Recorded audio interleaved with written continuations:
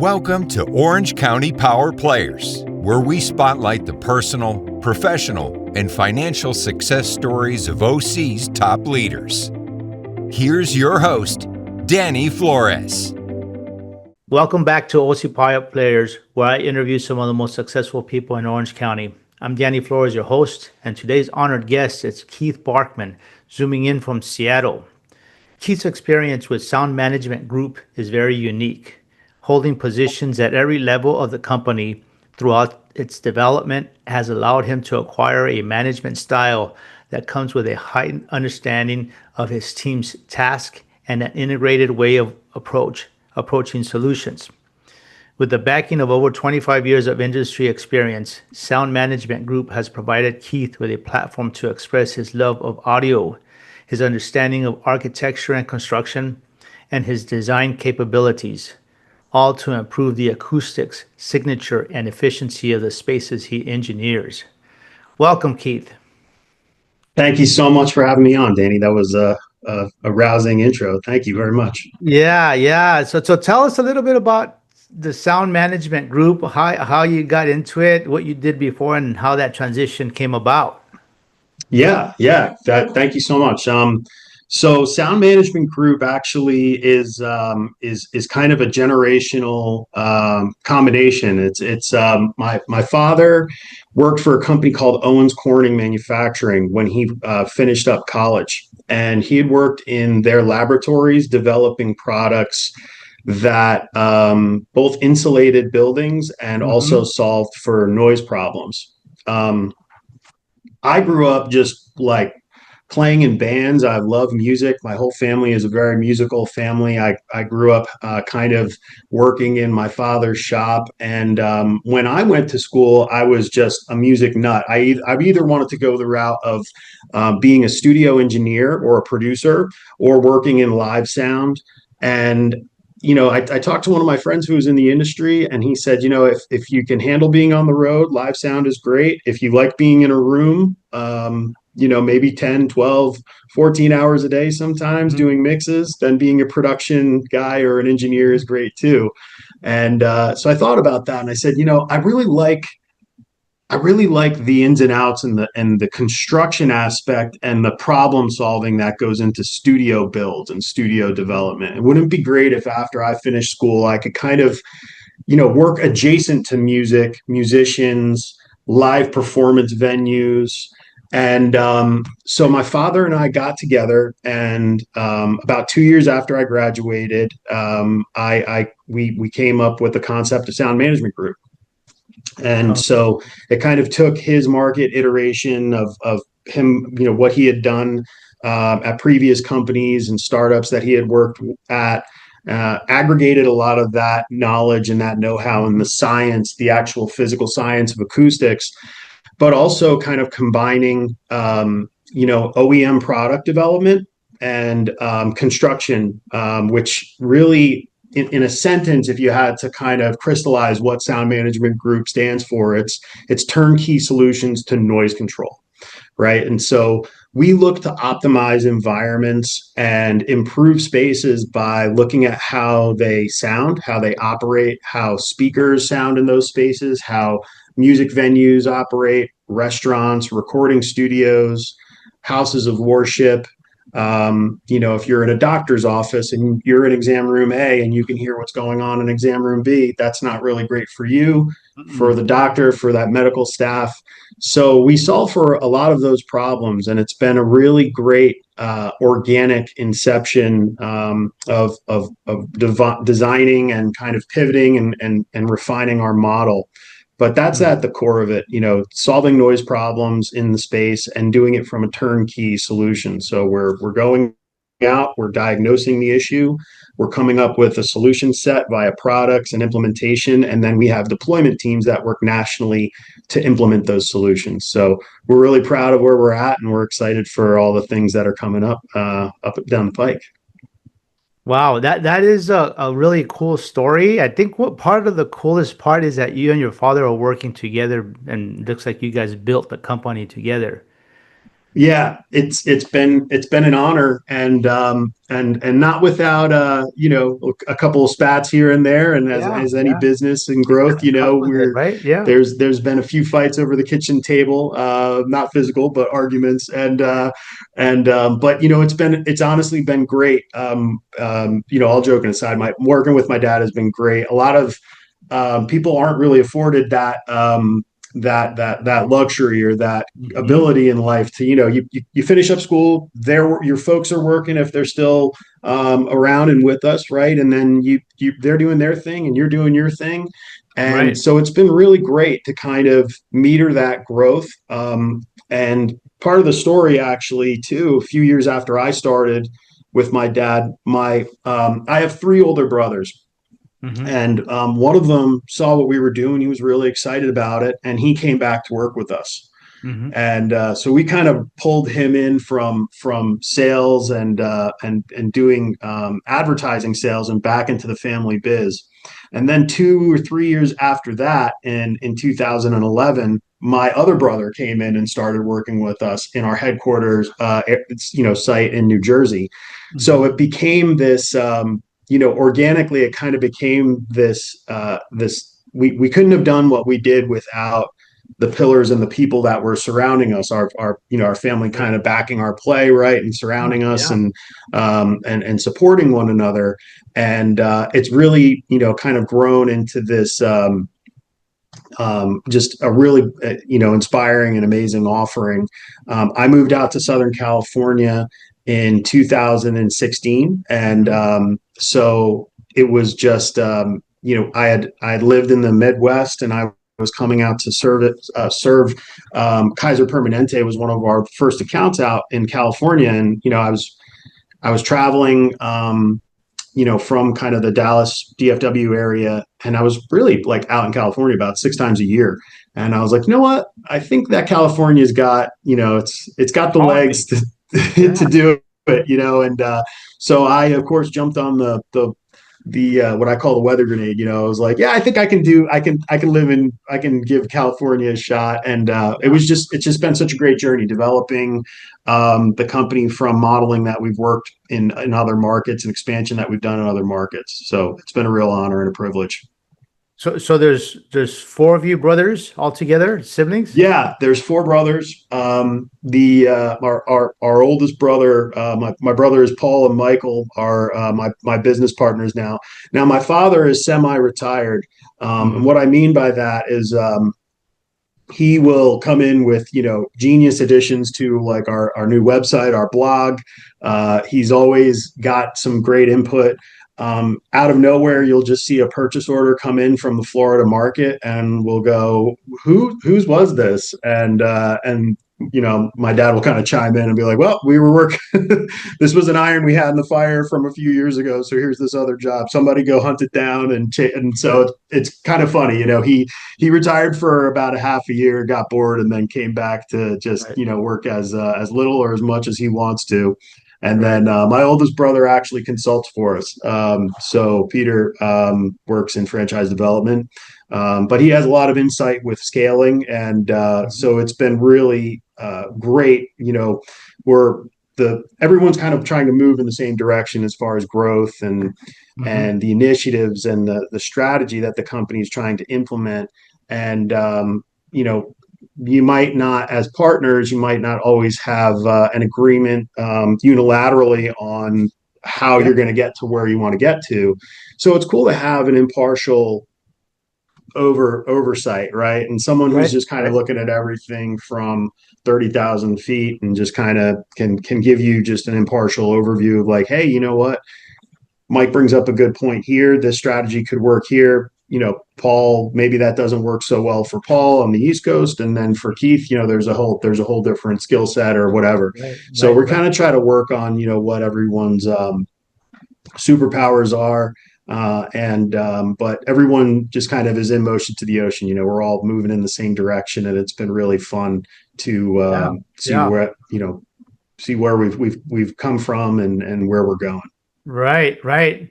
And I connect with that very well with you because I have four boys.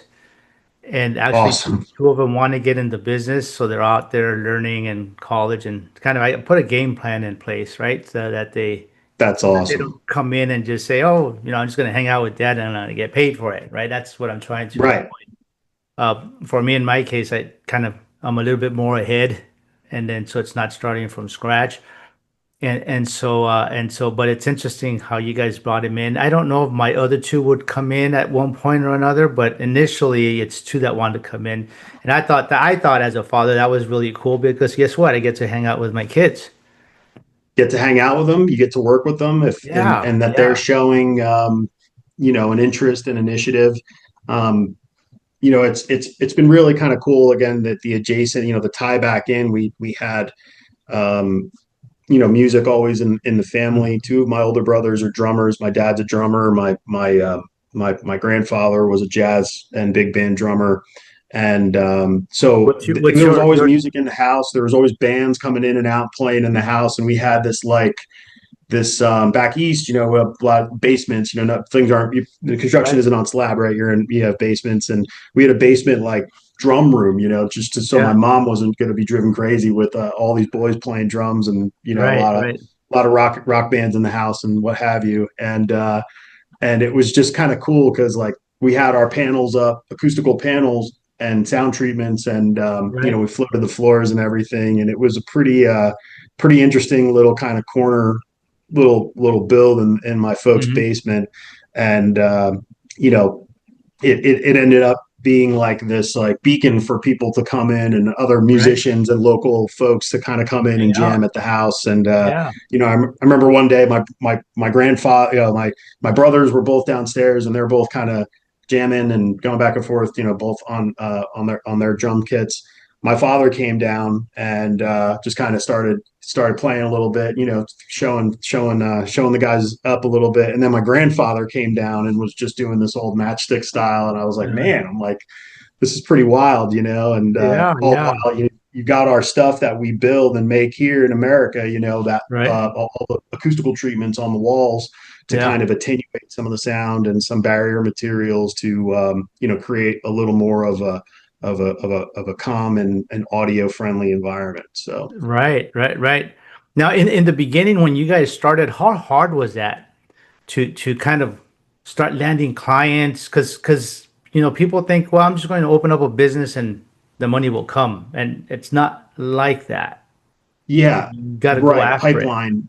Yeah, so that's interesting because when Sound Management Group really took off, so my father had a company called Interior Acoustics, and it was a lot more production oriented. We were doing some installations, but it was a lot more making product for general contractors and shipping this product, for end users, kind of shipping product nationwide, and pretty big production. And what ended up happening was like he was really working. The company wasn't working for him. He was really working for the company, and Hmm. this, the not delegating, kind of forced him to like be everywhere and do everything at once. Right? He was wearing a lot of hats, even for it being a larger organization. And what he realized was like, hey, you know what? We can get lean and we can streamline this thing. So it was really a home business when we came back to take it over. My mom had my mother had a health issue. She had an aneurysm, and he Hmm. looked at what he was prioritizing. Thank God she's still with us, but at that time he looked and said, you know what, I'm going to spend more time with my kids. I want to spend more time with my wife. I need to have a little more balance in my life. So we're going to streamline this thing. We're going to get it lean. It doesn't bigger always necessarily isn't better if the end Hmm. result and the end product is getting watered down. So there was a little bit of learning curve in terms of expanding, right? As you're adding these different pillars and these different strategic business units, Right. Right. my brother's coming on. We were kind of going round robin with leads and doing trade shows and trying different avenues. Just both in like pay per click and trying to really kind of organic SEO, get our name out there with the website. Hmm. And so a lot of it was is relationship building and word of mouth and kind of that trust level. Right. What we've noticed with sound is that you can't put your hands around sound, right? And so when you're selling a solution that relates to acoustics, that isn't just like written in an architectural specification. If we're providing that kind of solution and that advice to the end users, what we find is that the trust is there and established after you get that first initial sale. And maybe from time to time, you're offering an incentive, maybe financing their project, or you're kind of doing project that not like minimally over margin. You have to charge and make worth your time. You definitely have to value your time, but at the same time, you go above and beyond to try to start to build that book of business and build that pipeline. Going for lower hanging fruit, longer tailed projects that might be like a design build, like a building that doesn't exist yet, and balancing and leveraging all of the different leads, and also making sure, hey, maybe you're not, do you want to drive from Orange County down to San Diego to take a look at a restaurant today to diagnose this issue? Well, I'd love to do that, but do we know what kind of a commitment we might have to make an investment? Some restaurants you go and measure and try to kind of start a dialogue of how we're going to create a solution for a noisy restaurant.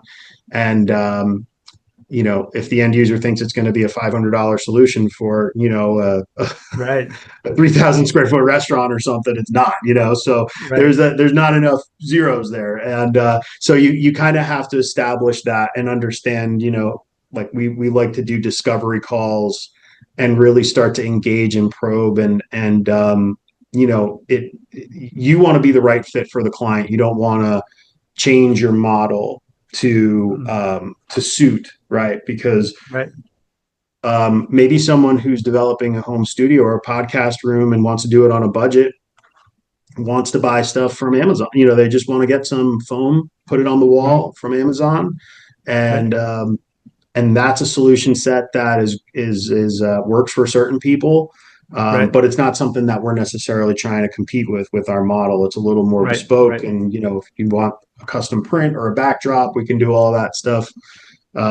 So we kind of also try to focus on that Pareto principle of like, the 20% of clients that are going to generate 80% of your business, and building a trust, establishing a trust. And, it sounds cliche, but it's like answering the phone and being responsive and accountable is also a real big part of the mix. You don't have people waiting, be responsible, just kind of, the golden rule, but applied to business practices, has really worked out for us, just trying to kind of provide a whole solution set for them.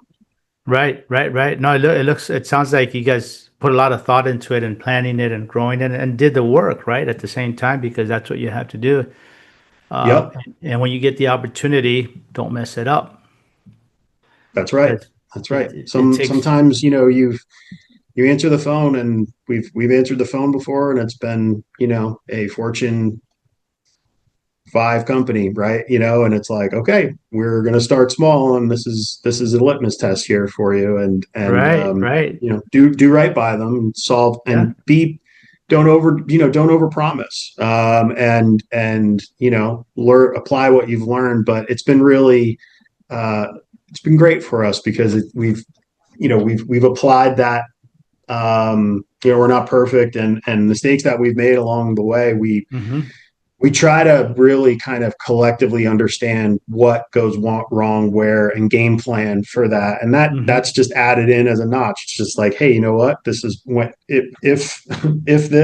this happens, this is the way to handle it. This is the best way out of a situation. Navigating timelines and construction, just different, kind of having the foresight for, and then manufacturing. We're also manufacturing different products. So just kind of not overextending ourselves in terms of like our product family and what we're going to add. We'd rather do you know, 20 SKUs well than have 120 SKUs and they're all kind of only 20 of them are done well, right? And you're just adding Yeah, no, yeah. yeah. So Because then it's like one step forward and three steps back. That doesn't make sense. It's like on solid footing, one step at a time. Just make sure it's right. Doesn't have to be super absolutely. fast, but it's got to be at a comfortable pace. Absolutely. Yep. And that'll keep you guys from getting in trouble as far as the quality, because that's super important, right? It takes so long to build that reputation, and you can start doing something wrong and you can kill that reputation super fast. Yep. Yeah. And that triangle, that matrix of that,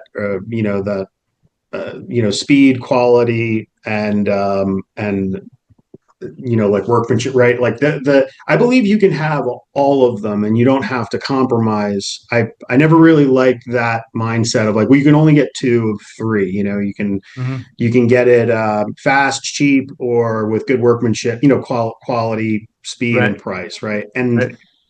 I never really adopted that because of our size and how we look at spending. We're very intentional on, and small business owners have to be right on like where you're Hmm. putting your money, how you're having it work for you.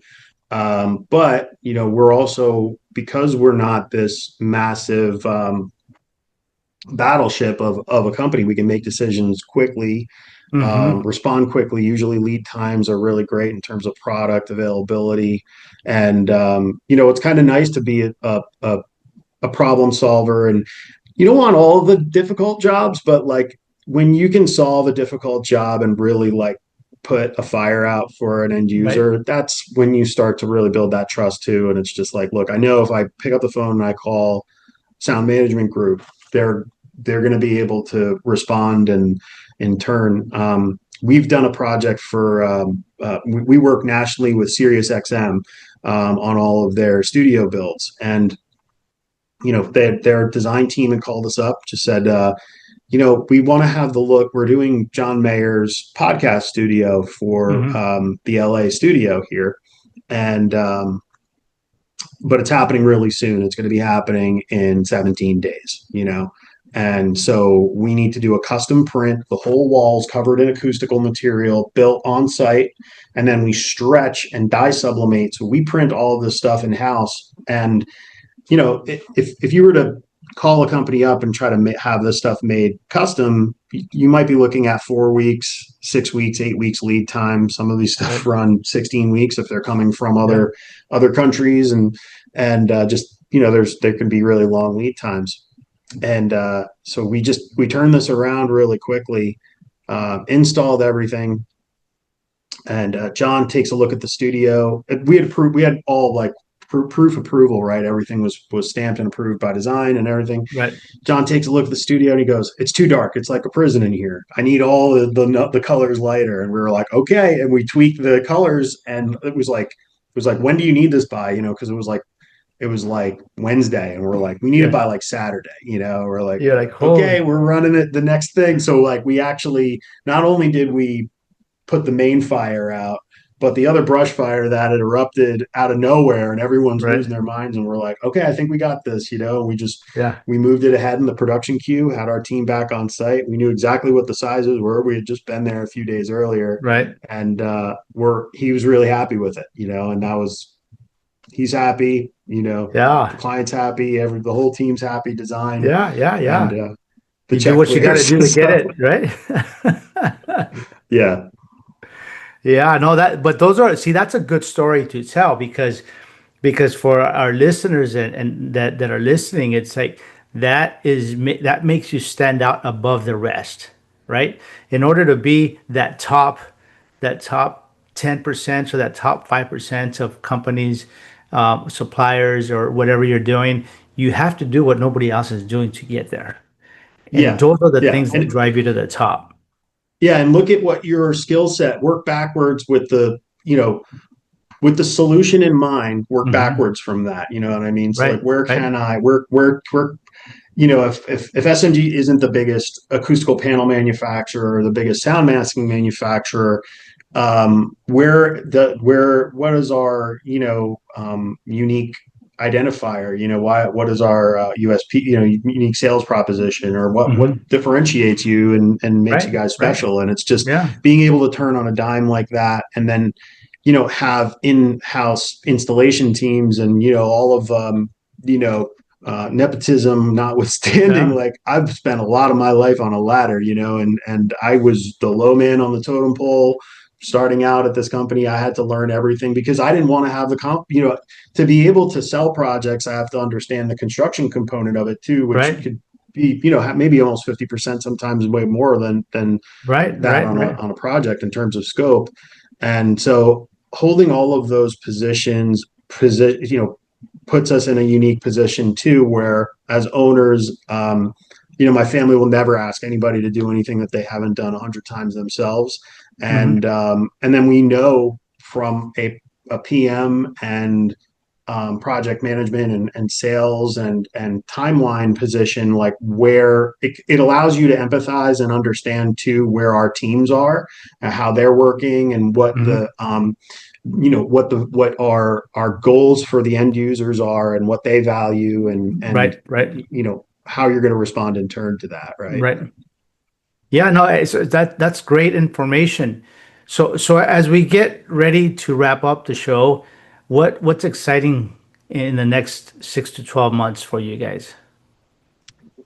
Yeah, in the next 6 to 12 months, we are really doing a lot with a product that we've developed called EcoAbsorb, which we're taking recycled water bottles, and we press this material up. It's an acoustical absorber, Hmm. and it looks like a felt material. It can be faced with fabric, of course, but the finished material is just it comes off of our production line looking great, and it's this really kind of durable material.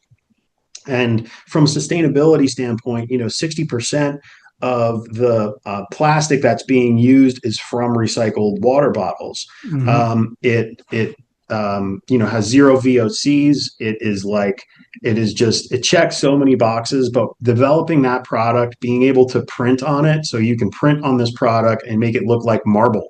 You can make it look like concrete behind me. We've Hmm. done a lot of projects for Live Nation, and a group called Insomniac that runs like a lot of different festivals. Hmm. And so working with clients like that, and developing products, are the arrows that we have in the quiver are always developing. We're always trying to refine that. And Hmm. EcoAbsorb is like a great example where we can kind of take this substrate, we can make it look like paint, we can make it look like concrete, we can have it kind of more industrial looking, we can build it into a site built panel, print onto the fabric that we're using on that, and Hmm. make a continuous 10-foot by 50-foot mural, right? Wow. So utilizing and putting all of that together is really part of the product mix. And then we can tell the clients where they're at and where they're going to be Hmm. after. So, I'm at Google today in Seattle, and they had a loud cafe. And so, what are the solutions for a loud cafe, Keith? Come out and take a look, right? Well, you've got this hallway, and it acts like a pipe because there's hard surfaces all over. So, let's put EcoAbsorb on the walls. We'll put a fabric finish on it to create durability. And then, Hmm. as we get into the engineering side of those adjacent workspaces, let's put sound masking in those workspaces. So we've been refining and kind of titrating the dosage of these different solution sets.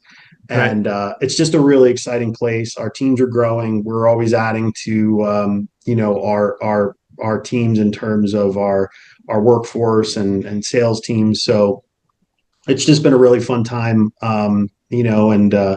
And the hill is, it's been uphill a lot of times too, but Hmm. it's kind of cool to get to the top of another peak, and seeing where, Yeah, yeah. that vantage point is kind of cool, and we want to move up from here too. So That is awesome. Now, thanks so much for sharing all that, and that's super cool how you guys control sound with the materials you put on the walls, floors, and ceilings.